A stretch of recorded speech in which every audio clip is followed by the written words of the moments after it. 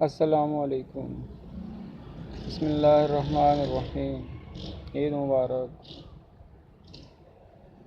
تمام مسلمان بہن بھائیوں بزرگوں کو میری طرف سے عید کی دلی مبارکباد، اور میں ہاتھ جوڑ کے سارے مسلمانوں سے، دوستوں سے میں معافی مانگتا ہوں کہ میری کوئی غلطی اگر ہوئی ہو، میرے سے کوئی بات بری لگی ہو تو مجھے معاف کر دینا۔ لیکن میں نے ہمیشہ صرف آپ سب کو ایک ہی سبق دیا ہے، ایک ہی بات کی ہے کہ آپ لوگ اللہ تعالیٰ کو واحد و لا شریک مانو، اللہ تعالیٰ کی عبادت کرو، تفرقے میں نہ پڑو، مسلمان بھائی بھائی بنو۔ سارے دنیا کے لوگوں کو بھی میرا پیغام امن کا ہی رہا ہے کہ آپس میں پیار محبت سے رہو، لڑائی جھگڑے نہ کرو، دنگا فساد نہ کرو، دنیا کے لوگوں کی حفاظت کرو۔ لیکن یہاں دنیا بھر میں مجھے سمجھ نہیں آ رہی ہے کہ کون لوگ ہیں، کون سی ایسی طاقتیں ہیں کہ جو اللہ تعالیٰ کے ہی دشمن بن گئے ہیں، اور جو لوگ دین کا کام کرنے والے ہیں وہ کہتے تو ہیں کہ ہم دین کا کام کر رہے ہیں، لیکن وہ اللہ کی وحدانیت کو ختم کرنے میں مصروف ہیں۔ اللہ تعالیٰ وحدہ لا شریک ہے، یہ ہمارے ایمان میں داخلے کی سب سے پہلی شرط ہوتی ہے کہ ہم اللہ کو اکیلا مانیں، اس کی ذات میں کسی کو شریک نہ کریں۔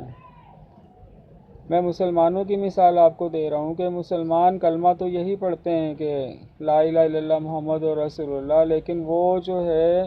اپنے فرقے بنا لیتے ہیں، جبکہ قرآن میں اللہ پاک نے منع کیا ہے کہ فرقے نہ بناؤ، اور مسلمان فرقے بنا کے ایک دوسرے کو کافر قرار دیتے ہیں، اور پھر اپنے علماء کو خدا کے برابر سمجھتے ہیں۔ جیسے ہندو نے اپنے لوگوں کو جو ہے بھگوان کا درجہ دے دیا، ہندوؤں کے جیسے جو بت بنائے ہوئے ہیں، انہوں نے مورتیاں بنائی ہوئی ہیں جن کو وہ خدا کا درجہ دیتے ہیں، اسی طرح مسلمانوں نے بھی اپنے علماء کو، اپنے لوگوں کو خدا کا درجہ دے دیا ہے۔ بولتے نہیں ہیں منہ سے، لیکن ان کا عمل ثابت کرتا ہے، کیونکہ یہ سارے جتنے فرقے ہیں یہ اپنے علماء کو، اپنے بڑوں کو کافر نہیں مانتے فتووں سے۔ مثال کے طور پہ احمد رضا خان بریلی والے ہیں، یا اشرف علی تھانوی ہیں، یا گنگوئی ہیں، یا جتنے بھی فرقوں کے علماء ہیں بڑے ہیں،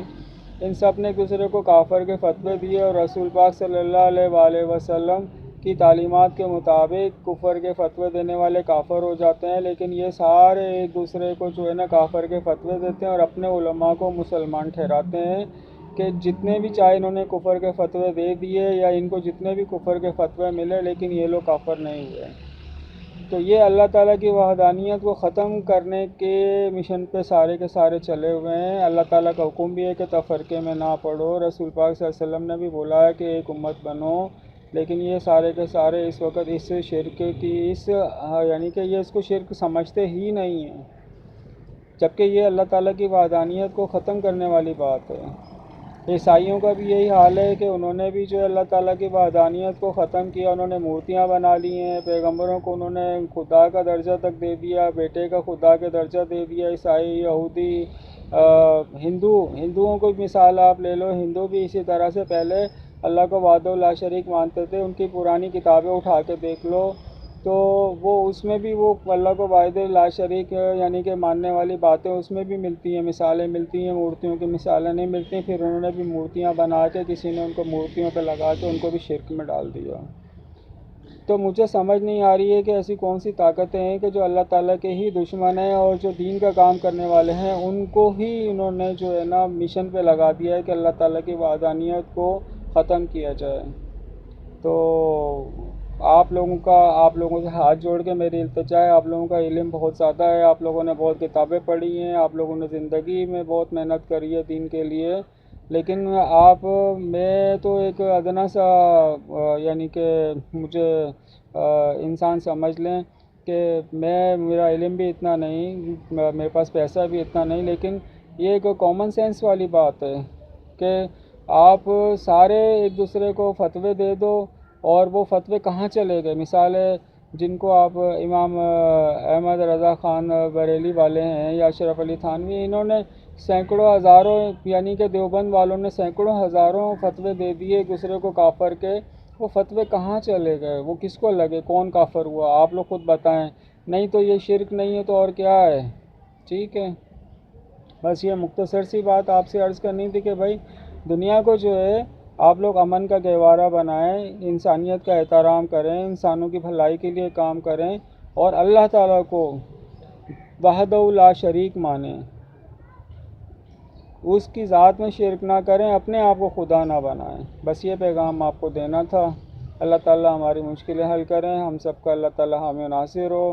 اور غریبوں کے لیے، لوگوں کے لیے جو کرپشن، لوٹ مار وغیرہ کا بازار سجا ہوا ہے، تو اللہ تعالیٰ ہماری مدد کریں کہ ہمارے ملک میں، ہمارے دنیا کے اندر جو ہے نا وہ انصاف ہو، اور لوگوں کے لیے جو ہے نا وہ بھلائی ہو، اور ایمانداری سے لوگوں کی بھلائی کے لیے اچھے اچھے کام کیے جائیں۔ تو بس میری یہی دعا ہے عید کے موقع پر۔ یہ 2025 کی عید الاضحیٰ ہے، اللہ تعالیٰ ہماری مشکلیں حل فرمائیں۔ السلام علیکم۔